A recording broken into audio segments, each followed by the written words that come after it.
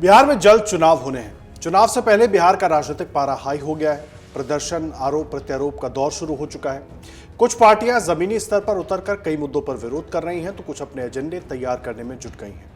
ऐसे में नीतीश कुमार के बाद दो नाम काफी चर्चा में हैं और उनके एजेंडे भी। कौन है वो नाम, क्या है उनके एजेंडे और अब बिहार में हाईजैक की चर्चा क्यों हो रही है, चलिए आपको विस्तार से बताते हैं। देखिए, पिछले 5 साल से आपने देखा होगा कि अलग अलग राजनीतिक दलों के अलग अलग मुद्दे बिहार में देखने को मिले और इस दौरान बेरोजगारी, महंगाई और विकास को लेकर माहौल बना। और अब जब चुनाव पास दिख रहा है तो दो नाम चर्चा में हैं, एक तेजस्वी यादव तो दूसरे कन्हैया कुमार का। ऐसा हम इसलिए कह रहे हैं क्योंकि हाल ही में जिन मुद्दों को लेकर तेजस्वी बड़े जोर शोर से मैदान में थे, अब कन्हैया उन्हीं मुद्दों को लेकर उन्हीं मुद्दों पर समीकरण बिठाने में लगे हैं, जो कि इस ओर इशारा करते हैं कि अब बिहार की सियासत में काफी कुछ बदलने वाला है या बदलता हुआ दिख रहा है। आपको बता दें कि बिहार में कांग्रेस ने बड़े ऐलान किए। राज्य में पलायन और बेरोजगारी के मुद्दे को लेकर पार्टी ने सड़क पर मोर्चा खोल दिया है।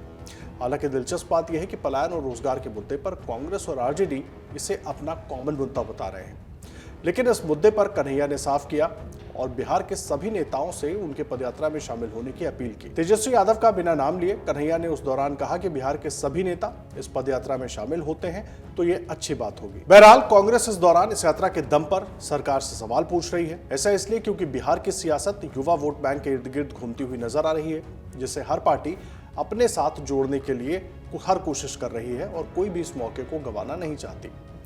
अब कांग्रेस के नेता कन्हैया कुमार पलायन रोको नौकरी दो पदयात्रा से यही संदेश देना भी चाहते हैं कि पार्टी युवाओं के मुद्दों को लेकर काफी मशक्कत कर रही है और बेरोजगारी समेत तमाम मुद्दों पर उनका साथ दे रही है। सुनिए। देखिए, हम तो जो है सरकार से नौकरी मांग रहे हैं, सरकार को कह रहे हैं कि पलायन रोकिए। सरकार हमारी बात सुनी नहीं। जब तक सरकार हमारी बात नहीं सुनेगी, हम लोगों की बात को सुनते रहेंगे और सरकार को अपनी बात सुनाते रहेंगे। यह प्रक्रिया सतत जारी रहेगी। आज आप पर भी, आपके वर्कर पर भी हुआ है, क्या कहेंगे? कोई बात नहीं, हम यही कहेंगे कि लाठी नहीं नौकरी दो। चुनाव से ठीक पहले कांग्रेस की ओर से उठाया जा रहा मुद्दा आरजेडी नेता तेजस्वी यादव की बेरोजगारी, पलायन और शिक्षा के चुनावी एजेंडे से जोड़ा जा रहा है, जिसे वो साल 2020 के विधानसभा चुनावों के बाद से लगातार उठाते आए हैं। अब सवाल ये उठ रहा है कि क्या कन्हैया कुमार की पदयात्रा तेजस्वी यादव के लिए परेशानी का सबब बन सकती है, या तेजस्वी के मुद्दे को कन्हैया ने हाईजैक कर लिया है। क्योंकि दोनों नेता भले ही एक दूसरे से अलग हैं, लेकिन महागठबंधन का हिस्सा तो हैं। समाज के युवा वर्ग तक पहुंचने की कोशिश कर रहे हैं ताकि खासा वोट बैंक उनके साथ जुड़े। खैर, रोजगार के मुद्दे को लेकर आरजेडी का मानना है कि बिहार में तेजस्वी ने सबसे पहले इस मुद्दे पर बोलना शुरू किया था और मीडिया रिपोर्ट्स की माने तो आरजेडी के नेताओं का कहना है कि रोजगार हम लोगों का एजेंडा नहीं है, बल्कि महागठबंधन की सोच है। वहीं कन्हैया के पदयात्रा को लेकर आरजेडी की तरफ से कहा गया कि रोजगार तेजस्वी का एजेंडा है। कन्हैया हो या एनडीए के अन्य दल, वो सभी तेजस्वी के एजेंडे पर ही चल रहे हैं। वहीं इस पर कांग्रेस का जवाब भी सामने आया। कांग्रेस के प्रवक्ता ज्ञान रंजन का कहना है कि बिहार के जो मुद्दे हैं वो सभी उठाएंगे, चाहे भले ही वो तेजस्वी यादव हो या अन्य राजनीतिक दलों के नेता। तेजस्वी के मुद्दे पर कांग्रेस नेताओं की तरफ से कहा गया कि हम गठबंधन में हैं और सभी राजनीतिक दल अपनी पार्टी का विचार और विस्तार कर सकते हैं। कांग्रेस यहाँ ए टीम बनकर बॉलिंग और फील्डिंग कर रही है।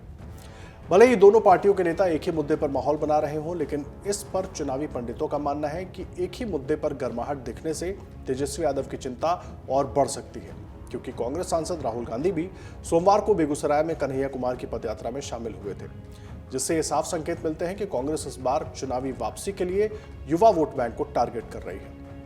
आपको बता दें कि बिहार में साल 2020 के विधानसभा चुनाव में तेजस्वी यादव ने बेरोजगारी का मुद्दा जोरदार तरीके से उठाया था और सरकार बनने पर 10 लाख सरकारी नौकरी देने का वादा किया था, जिसके बाद बीजेपी ने भी बिहार में 20 लाख सरकारी नौकरी और स्वरोजगार के अवसर मुहैया कराने का वादा करके इसका जवाब दिया था। दिलचस्प बात यह है कि पिछले 5 साल में अलग अलग राजनीतिक दलों की ओर से बेरोजगारी के मुद्दे को जिंदा रखने की जोरदार जद्दोजहद की गई है और यही वजह रही कि बिहार सरकार के हालिया बजट में युवाओं पर ध्यान केंद्रित किया गया और सरकार ने बिहार के युवाओं के लिए 12 लाख सरकारी नौकरियां देने और 34 लाख से ज्यादा स्वरोजगार के मौके बनाने का वादा किया है।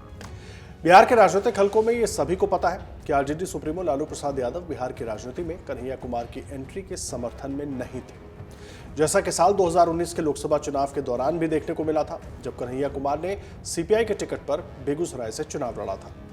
कन्हैया कुमार और तेजस्वी यादव की राजनीतिक शैली एक दूसरे से बिल्कुल अलग है, क्योंकि कन्हैया कुमार जेएनएसयू के पूर्व अध्यक्ष रह चुके हैं, एक शानदार वक्ता है।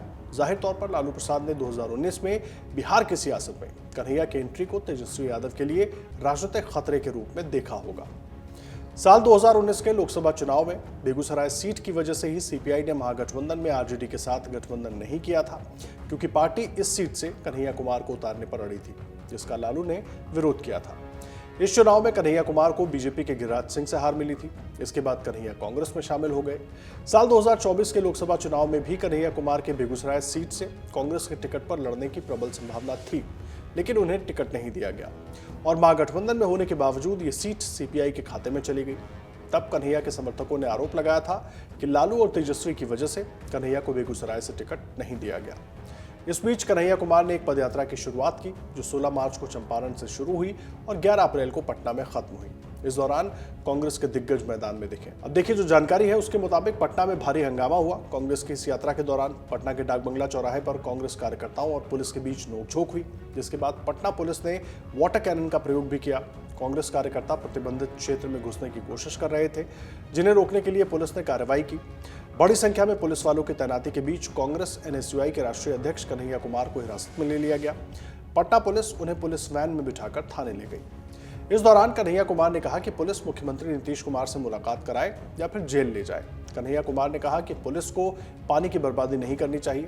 जो पानी कार्यकर्ताओं पर फेंका गया उसे जल नल से लोगों के घरों तक पहुंचाते तो अच्छा होता। आपको बता दें कि कांग्रेस कार्यकर्ताओं और पुलिस के बीच झड़प के बाद पुलिस कांग्रेस कार्यकर्ताओं को थाने ले गई।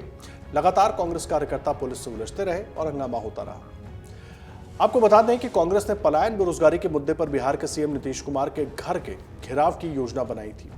अब बड़ा सवाल यह है, कांग्रेस जिस तरीके से इन मुद्दों को उठा रही है, क्या कांग्रेस एक अलग एजेंडा सेट करना चाहती है? बिहार में चुनाव से पहले क्या बेरोजगारी बड़ा मुद्दा बनेगा? जिस राज्य में युवाओं की संख्या अच्छी खासी हो, पलायन वहां की पुरानी समस्या हो, क्या वहां पर ये ऐसा मुद्दा बन पाएगा जिस पर वोट पड़े? ये देखने वाली बात होगी। अगर आप ये वीडियो YouTube पर देख रहे हैं तो हमारे चैनल को सब्सक्राइब कर बेल आइकन दबाएं और Facebook पर देख रहे हैं तो हमारे पेज को लाइक करें। 8 मिलियन प्लस सब्सक्राइबर, आपके इस भरोसे के लिए बहुत धन्यवाद।